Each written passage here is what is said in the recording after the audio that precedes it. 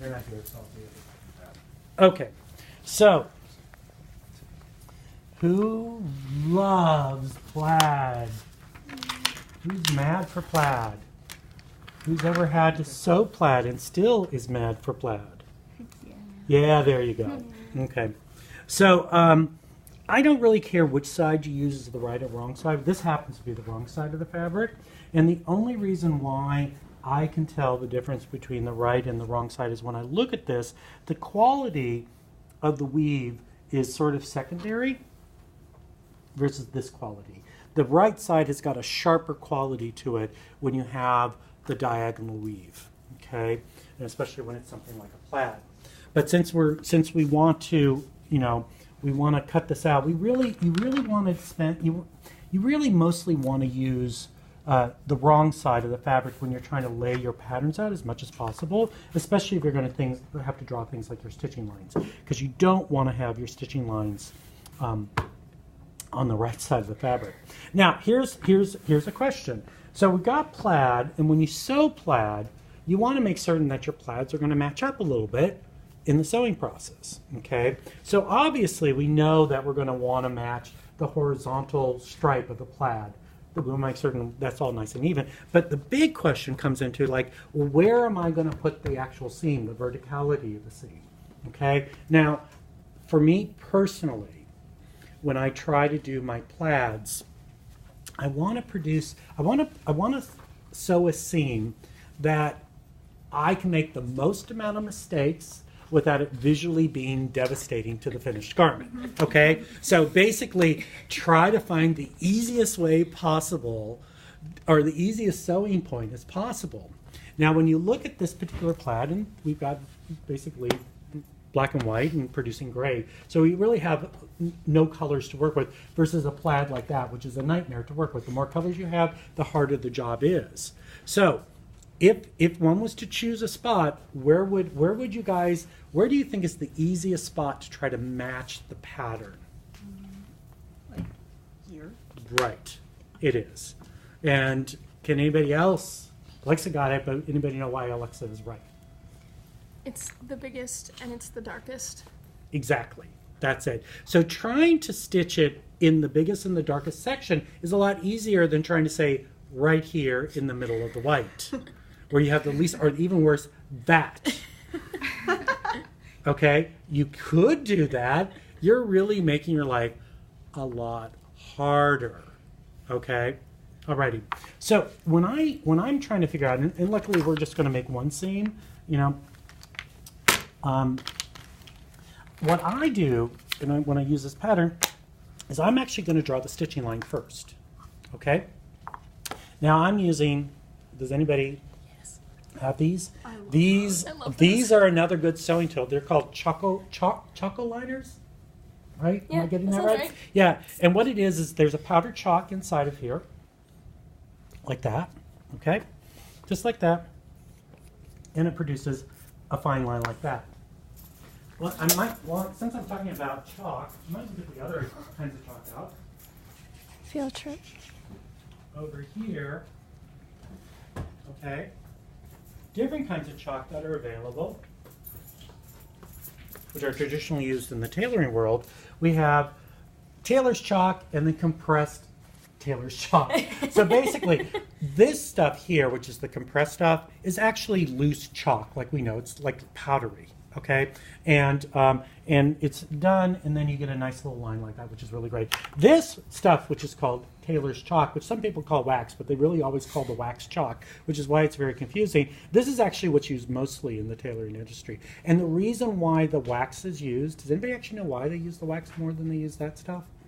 I know the answer, but I'm just kind of curious if anyone's ever been told as why this is preferable. I've just heard that because the chalk can brush off so much easier. I know when not to use it. Yeah. Exactly. This stuff, when heated, melts because it's wax. And it impregnates the hairs, so it disappears. So this stuff does disappear in the actual brushing off it, so it also works as well on there. Where you run into problems is things like if you've got a white wool, you know, because they do, this is just regular, these are both white, but they sell these in colors, like there's yellow, there's red, there's blue, there's black. And the color actually leaves a dye mark in there. So you got to be a little bit careful where you use those particular colors on there. Me, a lot of times I like to go ahead and just use this one. And of course I do like the Frictions and I do like the purple pens. So if you have all of these things, it's kind of like, wow, look at all these things. Like, what are you going to mark it with?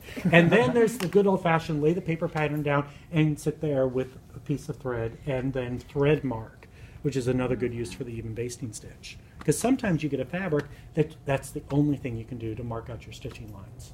So it's really quite something. Okay, so now I'm going to actually do that. So I'm going to place my pattern here, and I'm going to come here, and I'm going to go right in the middle. So I'm going to just measure here.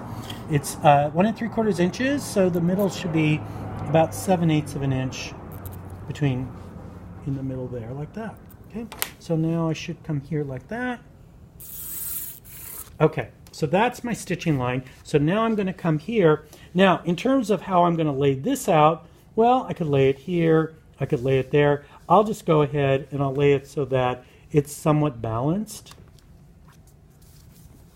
on here like that.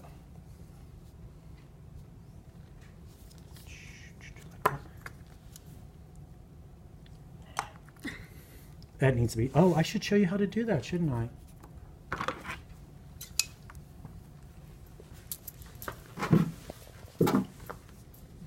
Yeah, I can do it up here. It's a little high.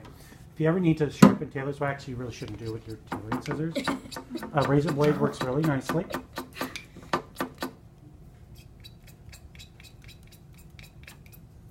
You whittle it. There's actually a contraption that tailors have. It's like a big thing to, yeah. Yeah, we never had that here. You know what I do? I bet you almost all, no, for the most, I use them for like, I like get brand new pieces and I'll use them for a little bit and then they wind up in that drawer. So I'm like, I'm tired of that. Somebody else will use it. Okay.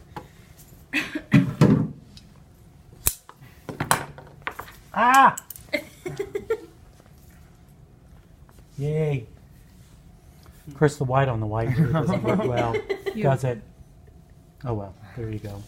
Oh, somewhat I say it. And then it says here I need to add an inch seam allowance on here. Yeah, white on white. But I'm getting it. That, okay.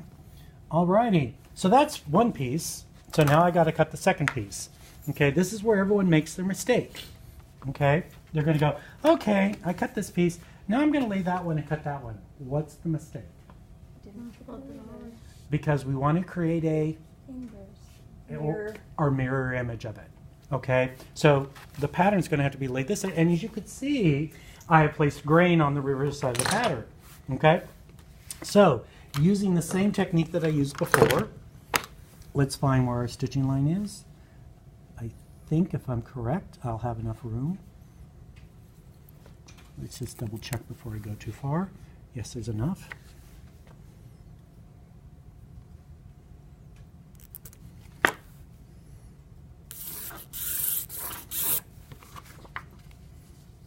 Make certain, this is a key point here. We got to make certain that this pattern is laid exactly in the same position in terms of the vertical.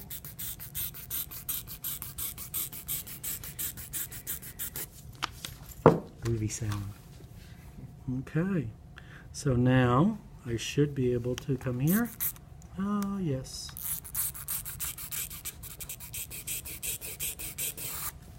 Okay, so now you're actually going to see me use some real scissors. Ooh, that wax makes them cut nicely.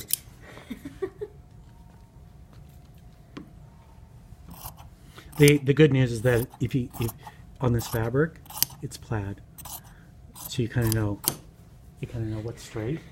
So if you accidentally lose it, it's really easy to find. It's like, oh yeah, it should always be that distance. And as you can see, there's a little bit left over, so should you make a cutting mistake, you can at least recut one of the pieces. And don't worry, I have a bolt of this fabric. I bought it at Rag Finders. Huh? What? When my mom was teaching me how to sew, if we had extra fabric, we always made a matching scrunchie for whatever we were Oh, gonna wear. okay. Well, there's a little left over. Okay. You little matching scrunchies now.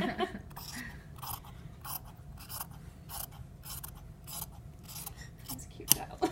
Okay. So now, here's the test, just like with the stripe. We want to come here. Now, no matter how well you cut a plaid, no easy way. I'm sorry. There's just, this is the one sample that in this group that everyone goes like, oh dear. They just really. So I'm going to try my best. I'm going to pick a spot like right here and then poke it through and then try to find its corresponding spot on the other fabric. Like that. Okay? And I'm going to cross pin it. Okay? So we'll go here like that. Right through the seam. Look for the seam on this other side. Then cross pin it. Okay? We're going to come here, go that way. See? Every one of them you have to match. You can never assume that they're going to line up.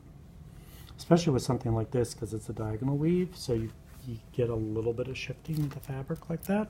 So I'm sort of guaranteed that these spots are going to match. The hope is now that when I finish my pinning here, and I'm going to directionally pin the rest of it, will be hope that the fabric won't shift. So with plaids, I have a tendency to do cross pinning to match the pattern. Now, if I was really anal, I'd come here and go like that to make certain that matches too as well. And then I do directional pinning on the same line like that. In hopes that I'm getting this all. Because also with the directional pinning, I can also look over here and it'll tell me how well I'm doing in terms of the spacing. But again, because we're in this black section, if it wobbles a little bit that way, it's going to be the least amount of interference to the pattern. So now I'll take the cross pins out. I would leave the cross pins in to sew, but now I'm just sort of looking. Oh. So ideally, when you have a plaid that's matched really beautifully, when you step back just a few feet, it'll almost look like it's invisible. You know, and that's ideally what you want to try to shoot for when you're not only cutting your plaids but sewing your plaids. I will not actually demo how to sew this.